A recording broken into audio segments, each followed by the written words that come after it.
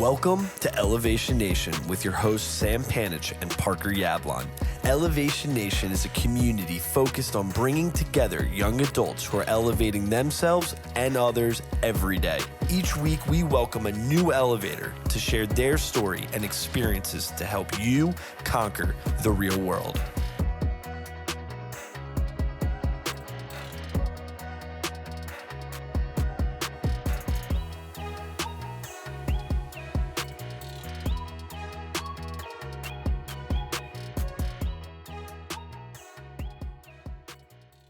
Elevation Nation, we have on tonight an incredible human being, a wonderful guest, and I'm so honored that he is about to be an elevator.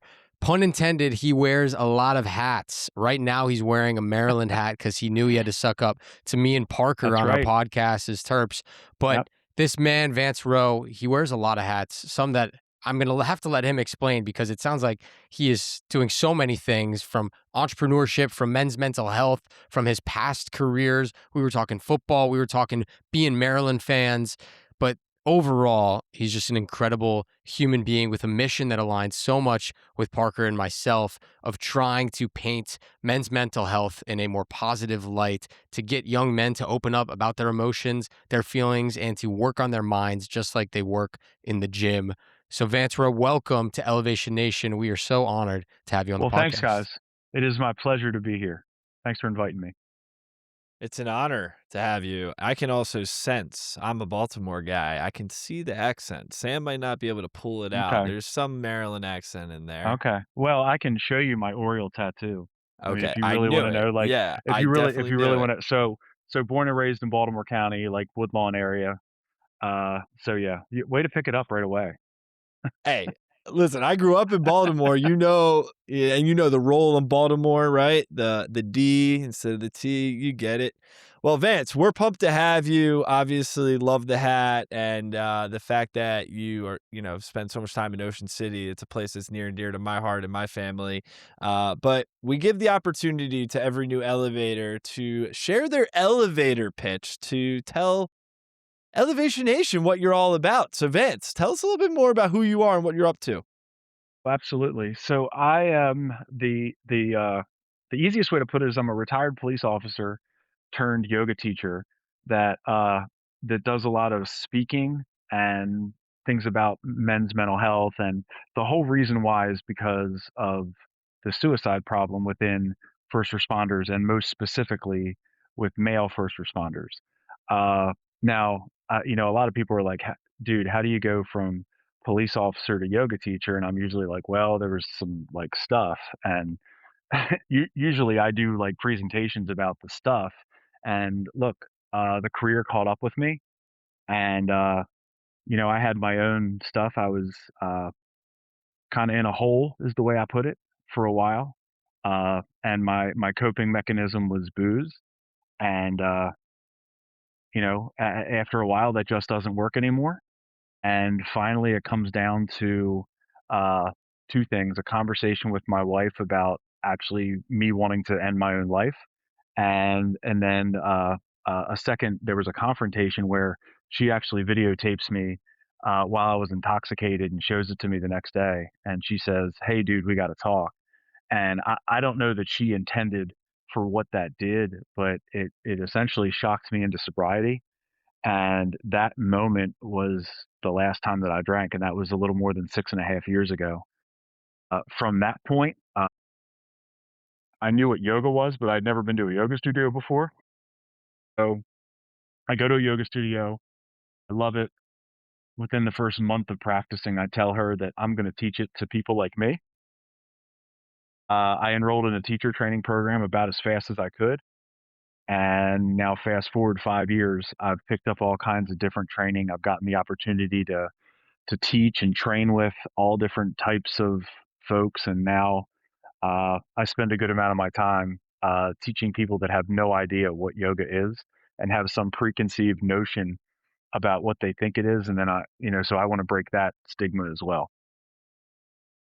Well, it's an incredible story that I know we're going to dive into. And Vance, thanks for opening up on some of your, hard times as well as the positives that you're now making of your life. remember vividly myself playing high school basketball, and I had this incredible coach and mentor in my life, Pat Ambrose, who listens to the podcast every now and then. So I'll have to send him this clip. Okay. In our, sophomore, junior, senior year, during the summer, every Friday, instead of going to the weight room, we would go do yoga. Mm, And remember thinking, what a weird, we're trying to win a state championship here. Why are we doing yoga? He's yelling, right. down dog. That's exactly how you do it in that voice. And you Right. got 6'6" guys trying to stretch into these positions. And I remember he was probably the first mentor in my life that not only showed me yoga, but showed the impact that working on your mindset and mindset strength has. Now, Vance, I know you know my family. I'm about 5'8", maybe on a good day. Right. So to Okay. make a basketball team, it was not because of my basketball skills. I'll just put it that Right. way. Okay. And I think that exposure in young people's lives to the impact that your mindset can have on your performance, on your energy, on how you think about the world is so important. And so I'm just excited to dive into your story more because I think for many people, police officers, football players, whatever it may be, they sometimes look down upon using your mind as a muscle. Right. And I'll tell you something. So, and this maybe like the 90s. I graduated high school in 95. I graduated college in 99, and I played football all through high school. I played football all through college, and everything was about physicality. They cared about like weightlifting. They cared about how fast can you run a 40-yard dash, how many reps of a bench press and a squat. But I'm telling you right now, that is not anything that we worked on. And the only thing that was ever talked about as far as mindset was is when you're down by 4 points and there's a minute and a half left and you're facing adversity, like that's when you define who you are. And so that's what you wanted to do, but it's nothing about like training your mind and like going through this imagery or going through like role playing, anything like that that they do now. I imagine it being very I mean, I was born in 1995, so I can't say I was plugging into the Mindset Oof. podcast, if podcasts were Right. even a thing, Right. right? Or, Right. had a coach in the late 90s, besides my parents, shout out mom and dad. But I imagine it was very, almost like cliche motivation in a sense, like, "You guys got this, you can push through, one Right. more rep, you mind over matter," just kind of just telling you and So pushing you listen, like hard.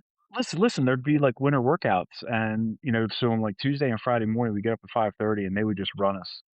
And and they put out like a bunch of trash cans and that was the goal I think of the coaches. Like they wanted to see us throw up. And then at that point, you just hear this like quit being a bunch of pussies. Thanks guys. So yeah, it was all about not wanting to let that coach down. Mm, So you don't ever want to show any sign of weakness. mm. It was a And fear I feel like thing in a that's sense. it is. And, what I'd always heard about coaching was like you play for the ones that you fear and the ones that you love. Uh, I was afraid of my high school coach, but I loved my college coach. Resonates with me a lot. Very similar experience, and we could talk.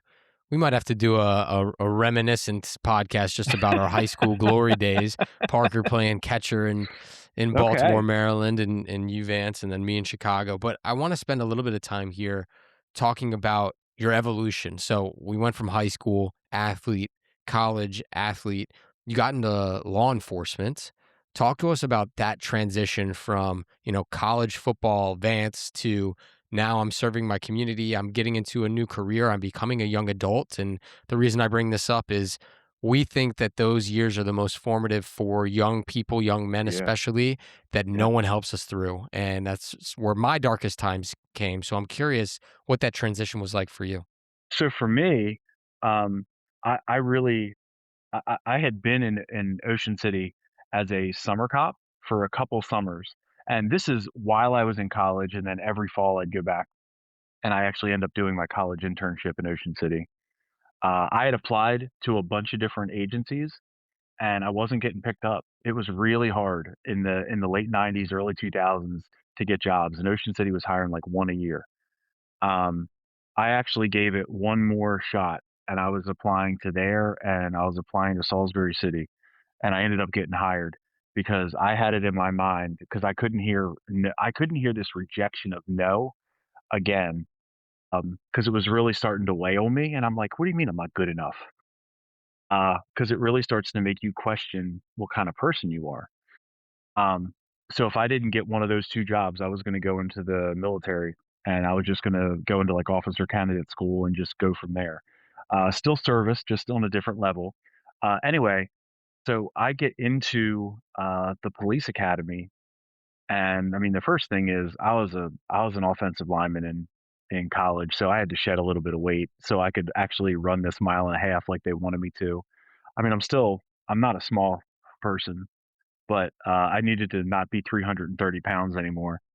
Um, I really started to look up to certain people in my police department, and I really wanted to work like them, but um, we weren't talking about, like, feelings or how things made us feel. We were talking about, "Oh, I'm supposed to work 60 hours a week. Okay, I'll do better. I'm supposed to, shoot at a 95 percentile. Okay, I'll work on that. I'll do that." And so it's all this pressure about physicality and how many arrests do you have and how many tickets did you write? Nobody's talking about, any of that other stuff, and if you go back in time, I was a horrible middle school and high school student, academically. When I get to college, the light finally goes on for me, so I actually do really well in college. And then when I get into the police academy, I feel like that I was finally like, "Oh, well, this is what I wanna do," so I get it, and it actually makes sense to me. So I did really well in the police academy too. Um, I actually feel fortunate that I met people in my college that were practitioners, so I was being taught by actual police officers and actual attorneys. And my experience in Ocean City actually made it even better because, like, I'm learning about it, and then I'd go do it. And then after doing it, I'd come back and I'd be like, "Oh, now that makes sense." And so that was actually one of the ways that I felt very beneficial. Uh, I don't feel like I really found like a maybe like a professional mentor or anything like that for a couple years on the job because Mm. every supervisor was different. Every shift was different, and you're just trying to find like your place. Uh, and I'll tell you right now that I would struggle every single summer, and I would struggle because uh, so typically like a police officer works 4 10-hour shifts a day. Well, in Ocean City, you're expected to work 5 to 6 10-hour shifts a week. Um, and what that starts to do to you is it just wears you down and you have no time to do anything else. You're not focusing on yourself because all that it's about is that you just show up for your next shift. And I mean, I'd be lying if I told you that I was like 100% at every single one of those because there were Mm. days where I'm like, oh, I just don't want to go. I just can't do this another night. And I mean, it was even in my first year of getting out of the police academy, I was already starting to have pangs of maybe I made a mistake and maybe I should look at something else. Well, clearly, you had a tremendous impact, right? 22 years as a police Yeah, officer, 22. Yep. and I think it probably, I mean, through all the ups and downs and everything in between that you've experienced, what's one thing that kept you going when things got really, really hard? What was that thing that you reminded yourself of that kept you going? I always felt like I was a really good uh, employee. I was a really good friend. I was a really good teammate. And I always wanted to be somebody that other people could look up to. So even when I feel like I wasn't at my best, I felt like somebody else was looking at me, so I better fake it. Uh, but sadly, I wasn't ever opening up to anybody to tell them like, "Hey, I'm not doing terribly good." Like I would have like these spurts where I would like kind of blow up at my wife because I was just my fuse was so short. Um, and eventually that's how I end up like going to therapy and things like that because I had pushed down so much of that for so long, and then it just starts to kind of feed out at different times and times that I didn't want it to. You know, I find it a little bit ironic that Parker and I both work in Big Four consulting, a pretty cushy desk job, and they offer us as a benefit 25 therapy sessions a year Really? as table stakes. Huh. And it's great. Love it. I use all 25 of them because Parker and I obviously think of working on yourself and your emotions as a muscle, but I find it maybe a little disappointing that in a career path that I know is much more uh, stressful on your emotions. I don't know if they probably didn't have any resources 22 years ago when you first started, or maybe I'm wrong. So they so if you're not aware, when you go through a police background, you have to go through a psychological evaluation where a doctor has to evaluate your like candidacy to be a police officer. Um, and then that's it. So essentially, all right, best of luck to you. You know, hopefully you retire. Hopefully you make it. Um, and this has not been a thing. And I'm going to tell you, largely, it's not a thing still. And the idea of therapy in and I'm going to say a male police officer's life, it's still a dirty word because they're like, well, what if my agency finds out that I'm talking to somebody? And if I'm talking to somebody, then obviously there's something wrong with me. And um, I can tell you right now that uh, there are police officers that don't go to therapy, or if they do, they won't use their insurance because they're afraid that it'll go to human resources, and and somebody from internal affairs is watching that, and they'll be like, "Oh, well, they're in therapy. We better investigate them." That's the level of paranoia that's out there. So they think to themselves, "All right, well, I'm the one that's supposed to have it together all the time, and I'm supposed to be the one that's fixing everybody else's problems. Well, I better not ever tell anybody that I have problems." And that's leading to a huge problem. And to your point, I mean, we're gonna get a little deeper here to the point when you said you reverted to alcohol to escape some places to escape. Was that the case? That you, instead of going inward, you were looking to something outward to So what I will tell you now, and I didn't intentionally know I was doing this. And I'm not going to tell you that I developed a drinking problem in my 30s or into my 40s. I mean, I had a drinking problem when I was in college. I just didn't think I had a drinking problem because everybody drank like I did. And then nothing changed when I went into the police world. It was the same thing. We worked really hard, but then we would play really hard too. Uh, so literally, it was almost the same lifestyle. Um, it's not until and I think most people like aged out of that, and it wasn't like I was drinking every day in my 20s and in my 30s, but when I would drink, I drank like I was the life of the party. Um, So there gets to be a point that later on that I'm literally drinking every single day. And I would just go to work and I would just get madder and madder and madder. And then I would come home and a drink would actually settle it down. I didn't know I was doing that to cope. I didn't know I was doing that to numb. I just remembered a time that drinking was fun and brought joy into my life. And listen, it's fun until it's not. And I mean, there had been conversations with my wife just because I had gotten out of control a number of times, and she was like, "Look, I don't want to babysit you anymore." Uh, and then I think she just kind of took this last step of like, "All right, I see this. Maybe you don't see it because you're so blown out. So I'm going to show it to you. This is what you look like." And boys, I don't know if you know how uncomfortable that conversation was. And the whole reason I stopped drinking was because I didn't want to have that conversation. It wasn't like I stopped forever because I was like, all right, well, I saw these videos, I'm never going to drink again. It was, I don't ever want to have this talk again. So I'm not going to drink for the next 24 hours. And I just started putting days and weeks and months together. And that's kind of how we got to where we got now. Uh, and it's not for the first, I'd say, 2 years. I was what they call dry drunk, where I was not drinking, but I was not exploring why I did that. And that's really when the work happens. That's why programs like AA, when you start going through the steps, because you start exploring why is it I did why did I do that to myself? What else is going on in my life? And you start to peel back and you start to figure some things out.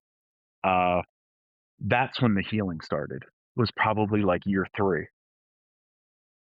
So Parker and I at Elevation Nation, Vance, we teach something when we speak across the US to young people that we call mental fortitude. And we break that down for them into 3 key parts: knowing yourself, who you are at your core, your vision of where you want to go, and your fuel of what drives you. And it sounds so basic and it sounds so silly, but that skill of introspection and being able to look within, not saying you're successful at it, but just the ability to open your eyeballs inside your own mind is something extremely difficult and becoming more difficult for the next generation that is numb and used to dopamine addiction, swiping and scrolling on social media. That's right. And it is why we are so passionate. And I know you have a similar mission for maybe a different demographic, but we're so passionate about people being able to gain the skills to look inward because we think that's how you become your best self and your best member of society then. And That's so right. I want to ask you, obviously you had or didn't have that difficult conversation with your wife to kind of, Parker and I like to call that the oh shit moment, Oh where yeah. things turn around for you and you go, shit, I need to make some changes. And so I want to talk to you about how that helped you look inward, develop those, self-reflection skills. And then where did yoga come into play into all this? Because I know that's kind of the new It was passion. so sure. Good question. So in the beginning, it wasn't like I was really doing that self exploration. It was just like, uh, Amy sees this as a problem, so I need to not do it. But I wasn't doing the exploration piece of it. Um, and then like the questions and the therapy would start, maybe a little bit down the road from there, and it started to come about. They would talk about, well, how were you raised? And they start talking and it all starts at childhood. Um, but then like how are you conditioned? But that started to make more sense to me. Like this is why I react the way I react to certain things. So agree. I don't fault my therapist because she gives me homework sometimes. But again, it's all about exploration. Um, Yoga comes in because, all right, so let me back up a little bit. I hurt my back significantly 2 times in my law enforcement career, in '08 and '09.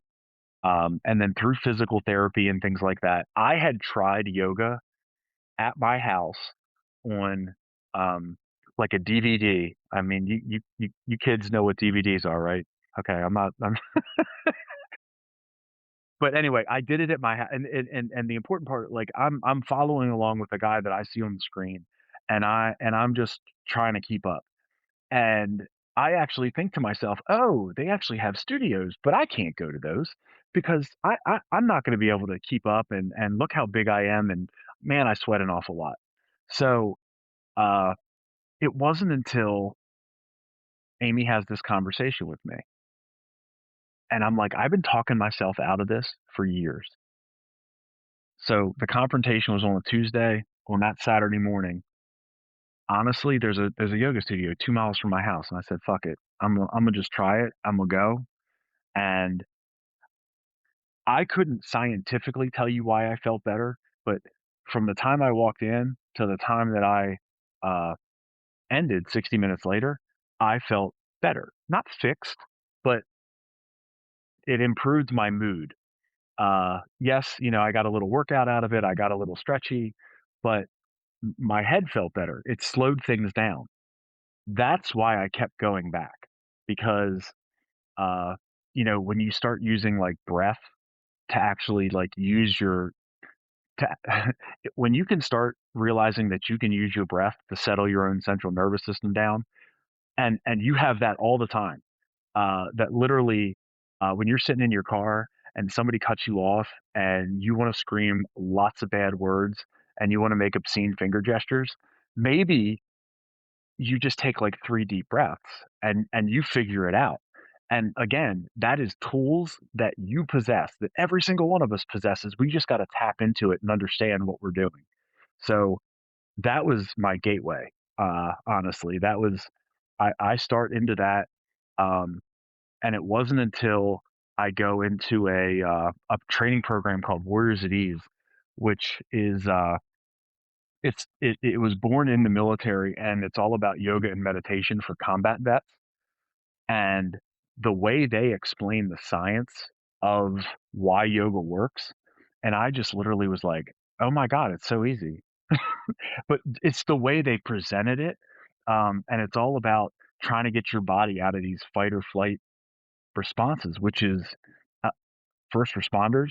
That's where they live. They live in those heightened, and you can't. You're not intended to live like that.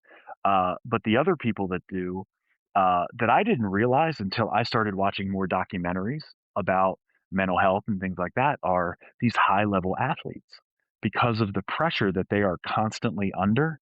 And that's why that becomes so important that that they do some level of training for their mind. It's a powerful take, Vance. I appreciate you sharing. I think Sam and I have dove in our own lanes over the last, let's say, 4 or 5 years, especially since the advent of Elevation Nation, into breath work, meditation. I'm getting more into yoga. I'm more in the meditation world, but I can think we both agree with you wholeheartedly that the idea that you can control something like your breath can actually change not only the course of a moment, but that moment translates into an hour or even a day or even a month. Who knows? Right. But it's those Right. little moments that stack up.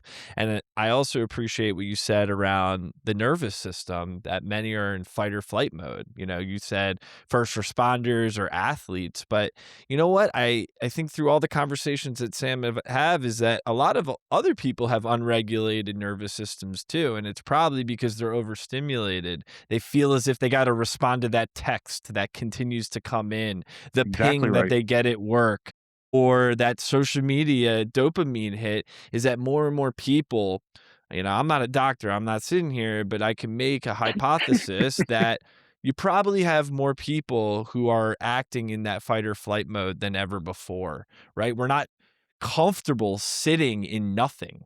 We're not comfortable No. sitting bored. We're really Right. bad at being bored. Yep. And Right. our species was kind of meant to be bored for, the up until what? How long ago where you could just get anything at any time? Yeah. People Right. just sat around and they had conversations and they made food and they did what they needed to do to provide resources to, keep their family secure. And so I just appreciate you, Vance. I got a question.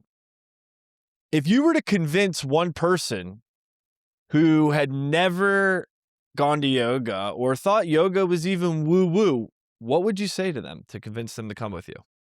So I generally tell people, so it's funny you say that.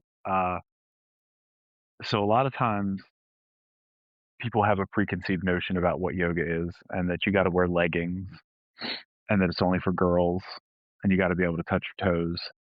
So, I usually just kind of tell people, I'm like, listen, can you breathe? And like, yeah, okay.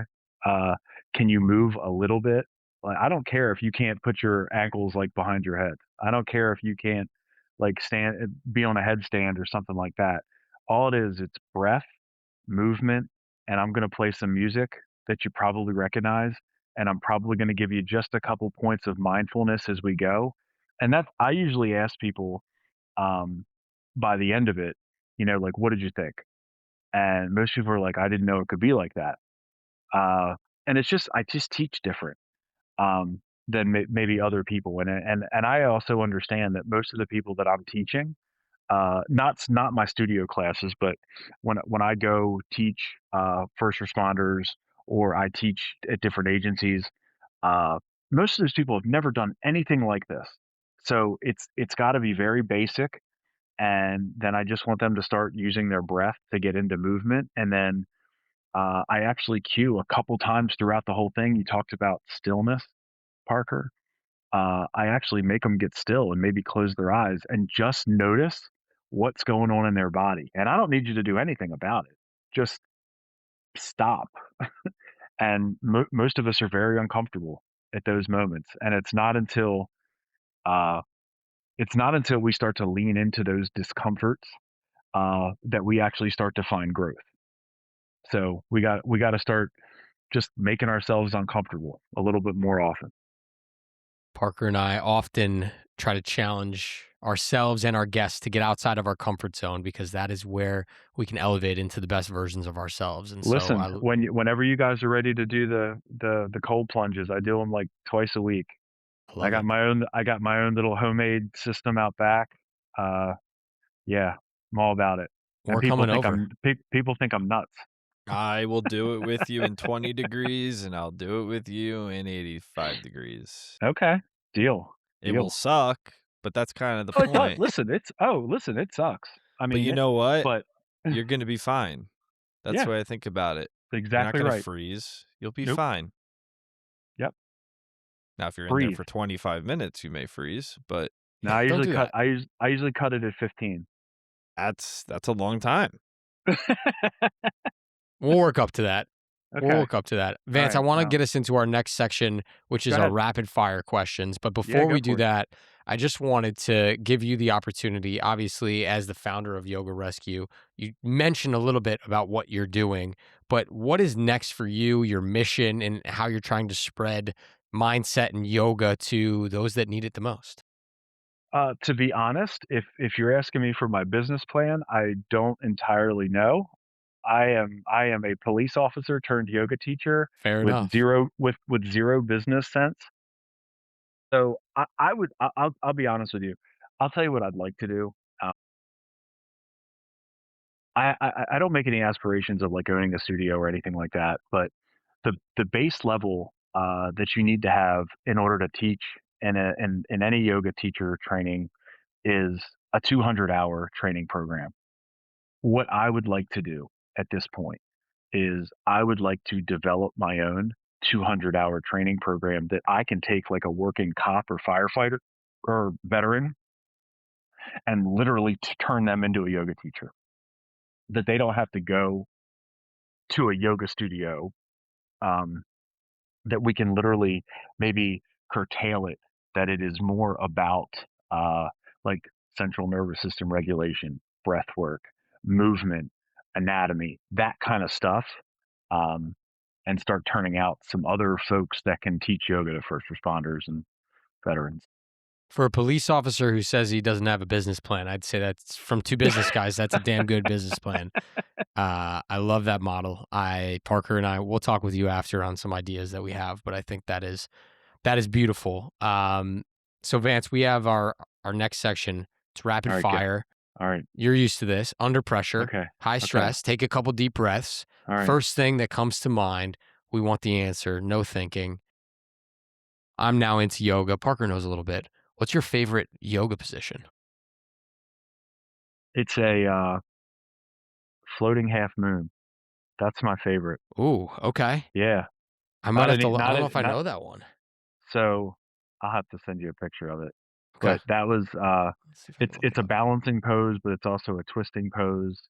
Uh, that's still my favorite. That's been my Okay. favorite almost from the get go. And I actually went to a class this morning and we got to do it, and I was like, yes. Jazzed up. I love it. There you go. All right, mine is Vance. You have someone you care about, who you love, who you spent a lot of time with in your life, and they came to you with the sentiment that they're not doing well. What's your advice to that individual? I just want to sit and talk with them and say like what's going through your mind right now, and I tell people like right up front, look, I'm not a clinician, I'm not a therapist, but I'm somebody that has some lived experience, and I I, I might be able to offer some resources and thoughts that maybe even a doctor or a clinician or a therapist can't. So I'm always about having a conversation, and nobody else has to know. It can certainly be by text. It can be by I actually get at this point some of our friends will reach out like their college age kids are kind of struggling, and they're like, can you talk to them for a little bit? And so that's what we do. Just whatever they're comfortable talking about, and It's beautiful. just go from there. I sometimes I feel like you just need somebody that gives a shit and to listen. That's Mm. it. And because I'm not there to fix anything. I'm just there to support you and maybe let you think about some things that you're not thinking about. Yeah, the AI is not enough. Actually getting to see someone virtually is nice, but being with someone in person Yeah. when you can When you physically can, well, yeah, hold a when you can space literally sit together, next to somebody and you can just give somebody a hug, that's powerful. hell yeah. It's a beautiful gift. Well, Vance, I want to end with what we call our mental motto question. Parker and I have asked every elevator that has come and joined us on the podcast this, and also when we speak around the country to high schools, colleges, camps, and corporations, we train thousands of young people to get one of this mental motto. It's a phrase that embodies who you are at your core and helps you when times get tough. And so, Vance Row, we want to ask you, what is your mental motto? So every time I get into those positions where I'm like, and I don't mean like physical yoga positions, but I mean like you get kind of like stuck in those like I don't want to do this. This is gonna suck. Um, there's a guy named Joseph Campbell that he was an author, philosopher, and he comes up with this concept of the hero's journey. And he has this quote that this cave that you fear to enter holds the treasure that you seek. So this thing that you refuse to do and that you keep procrastinating, what if that's the key that like all of a sudden opens the vault and you're like, oh my God, that's it. So that's why I push people to be uncomfortable. When you keep doing the same thing over and over again and you're just like miserable, look, you got to change something. So, that thing that you fear to do, that thing that you're like, I can't do this or I don't want to do this, maybe you try it once Mm. because maybe that holds the treasure you seek. Elevation is on the other side of fear, but you got to push for that through that fear to get there. And Vance, I couldn't agree with you more. I know Sam wholeheartedly agrees, and I just want to say on behalf of myself, Sam, Elevation Nation, Vance, just appreciate you as a person coming to spend time with us, keeping it real as well, and all the work you're doing both with police officers, with veterans, with people who just need someone to talk to. We need more people like you in the world, and we are just so excited to welcome you to Elevation Nation. So just Oh, this is big great. thank you. I was so happy to do this. So happy to spend a little time with both of you. Just very appreciative of the opportunity. Thank you guys. Until next week, Elevation Nation. Peace. Thanks for tuning in to Elevation Nation. If you enjoyed our conversation, hit that subscribe button to get notified when we release a new episode. If you would like to join Elevation Nation or get more information about the nation, please visit our website at www.elevationnation.io. Until next week, Elevation Nation, peace.